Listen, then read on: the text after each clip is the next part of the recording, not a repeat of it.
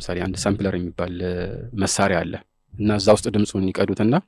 ሐታ ተራ እንቅስቃሴ ተራ ድምጽን ተራ ኳኳታ ሊሆን ይችላል ወደ ሙዚቃ ይቀይራል ማለት ነውና አይ ይሄ ሙዚቃ አልነበረም መጀመሪያ የሰው ድምጽ ነው ስለዚህ ችግር የለውም አንልም ወይ ደግሞ በርስ አንኳኳ የቀዳኝን ወደ ሙዚቃ የቀየረው እንጂ እኔ ሙዚቃ ሲባል አይደለም አይባልም ዋናው የሚታየው ውጤቱ ነው የሰውንም ድምጽ አንዳንድ ጊዜ ድምጹ ኖርማል እንጉርጉሮ ሊሆን ይችላል ግን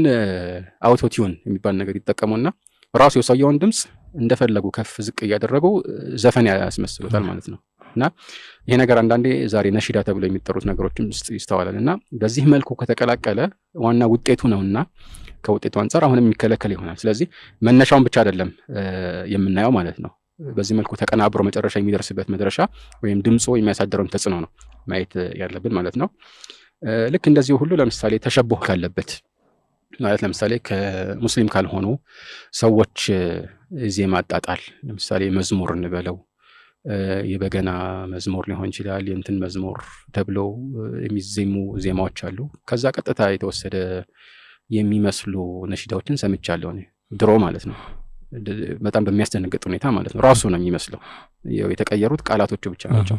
ወይ ደግሞ ራሱ የበገናው ድምጽ ላይ ኖር ይችላል አንዳንዶቹ ላይ ማለት ነውና በዚህ መልኩም ተሸቦህ ካለበት ያው